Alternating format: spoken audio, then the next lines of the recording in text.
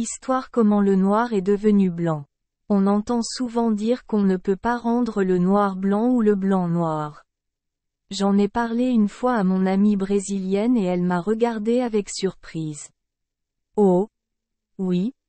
C'est possible, dit-elle. Cela s'est produit une fois et personne ne peut jamais dire que cela pourrait se reproduire. Peut-être que la señora n'a pas entendu l'histoire? Je l'ai supplié de me raconter l'histoire et voici l'histoire. Il était une fois une petite vieille femme qui vivait toute seule avec son petit-fils noir qui était aussi noir que noir peut l'être. La petite vieille n'avait pas toujours vécu seule avec le petit noir. Elle avait été autrefois la mère de 3 belles filles, les plus belles jeunes filles de tout le pays. Ils étaient si beaux qu'ils attiraient l'attention de la méchante fée qui vivait dans un château enchanté à proximité, et cette fée avait été très jalouse d'eux. À l'aide de la magie, elle les attacha dans des sacs qui ne pouvaient être ouverts qu'en brûlant les sacs sur un feu construit à partir de bois magique. La petite vieille et son petit-fils noir cherchèrent longuement et assidûment du bois magique, mais ils ne parvinrent jamais à en trouver. C'était une chose terrible d'avoir ces filles enfermées dans des sacs magiques. La petite vieille femme était devenue courbée, faible et contrariée dans sa recherche du bois magique. Sans le petit garçon noir, elle aurait complètement abandonné. Le petit garçon noir était toujours gai et joyeux et toujours sûr qu'un jour il réussirait à trouver le bois magique. Un jour, la petite vieille prit sa grande cruche d'eau sur sa tête et la descendit jusqu'au ruisseau pour la remplir. Il était si lourd lorsqu'elle l'avait rempli d'eau qu'elle ne pouvait pas le porter à sa tête, même avec l'aide du petit garçon noir. 3 beaux cavalieros passaient par hasard à cheval. Elle envoya le petit garçon noir leur demander s'ils pouvaient l'aider. Ils ont dit qu'ils ne pouvaient pas s'arrêter. La petite vieille était très en colère. Elle ne savait pas qu'ils étaient en route vers le château magique et qu'ils ne pouvaient pas s'arrêter. La même méchante fée qui avait enfermé dans les sacs les belles filles de la petite vieille femme, les conduisait. Si la petite vieille avait su tout des 3 cavalieros, elle ne se serait pas fâchée. Elle aurait plutôt voulu les aider. Les 3 cavalieros étaient très bons et très sages, ils ont donc réussi à très bien s'entendre.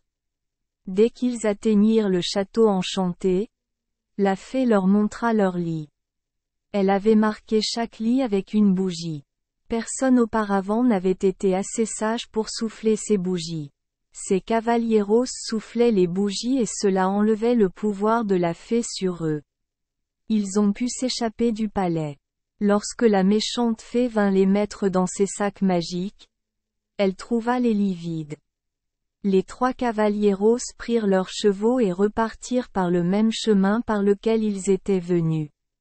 Ils s'arrêtèrent dans un petit magasin tenu dans un coin par une bonne fée et achetèrent pour un vin de cendre, pour un vin de sel et pour un vin d'épingle. Au bout d'un moment, les 3 cavalieros s'approchèrent de la maison de la petite vieille et du petit garçon noir.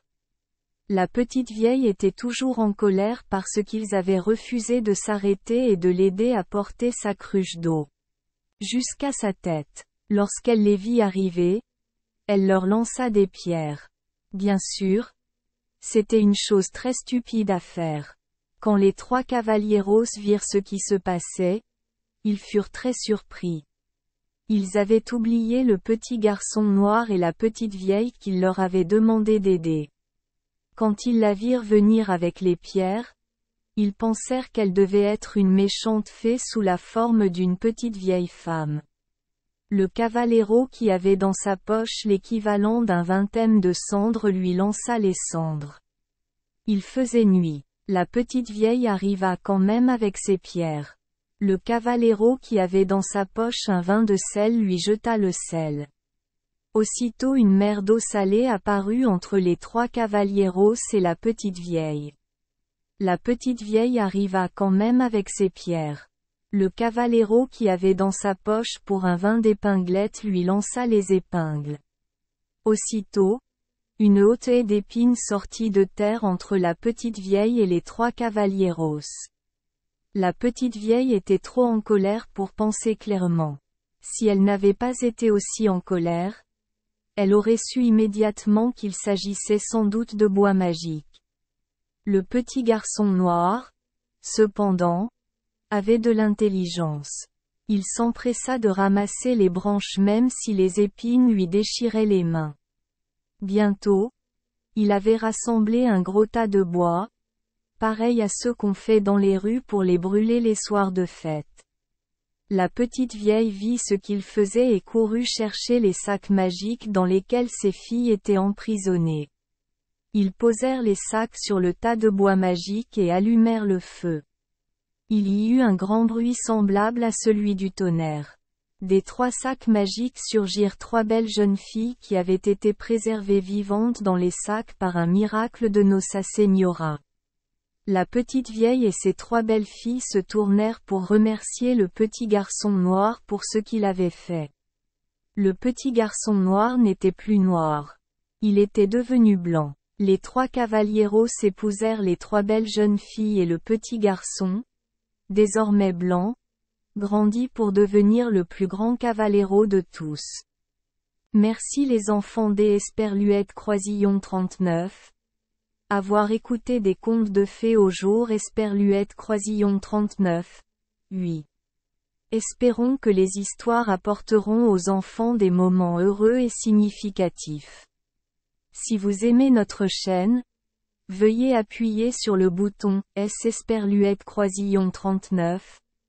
Abonner, pour ne manquer aucune histoire intéressante. Je vous souhaite une bonne nuit de sommeil et de beaux rêves. Rendez-vous dans la prochaine histoire.